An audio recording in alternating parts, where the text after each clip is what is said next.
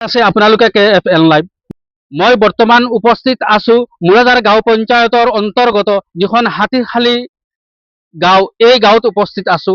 মোৰ পিছফালে যিটো ৰাস্তা দেখি আছে, এই ৰাস্তাটো হৈছে মুৰাদাৰ গাঁও পঞ্চায়তৰ অধীনত থকা হাতীখালী যিখন গাঁও, এই গাঁৱৰ ৰাস্তাটো হৈছে, যিটো ৰাস্তালৈ প্ৰায় 20-25 বছৰ ধৰি মানুহে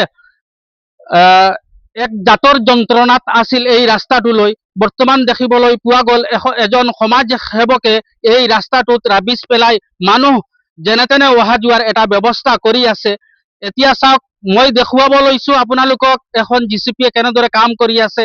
এইটো হল একমাত্ৰ এজন মানৱ সেৱক বা মানৱ দৰদীৰ মানৱতা এওঁ দেখুৱাইছে। আজিৰ যুগত মানৱতা যে আছে, সেই নিজৰ পকেটৰ টকা খৰচ কৰি এই হাতীখালী গাঁৱৰ মানুহৰ সুবিধাৰ কাৰণে এটা ৰাস্তাৰ মেৰামতিৰ কাম ইতিমধ্যে আৰম্ভ কৰা হৈছে। নিশ্চয় লক্ষ্য কৰিলে দেখি আছে আপোনালোকে, এয়া হল মানৱতাৰ এটা কৰ্ম। আজিৰ যুগত যে মানৱতা জীয়াই আছে, নিশ্চয় আপোনালোকে দেখি আছে।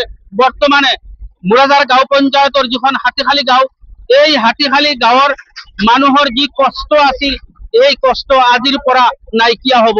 বৰ্তমানে এজন মানৱ সেৱকে এই ৰাবিছখিনি দি সহায় কৰিছে। মানুহ অহা যোৱাৰ কাৰণে, মানুহ যাতায়াতৰ কাৰণে এটা ব্যৱস্থা কৰি দিছে। আজি প্ৰায় 2-3 মাহ ধৰি এই ৰাস্তাৰে কোনো আহিব পৰা নাই। এতিয়ালৈকে কোনো অহা যোৱা কৰাত কোনো সুবিধা নাছিল, যাৰ কাৰণে এজন মানৱ সেৱকে বা মানৱ দৰদীয়ে এই ৰাবিছখিনি দি ৰাস্তাটোৰ কাম ইতিমধ্যে মেৰামতিৰ কাম চলি আছে।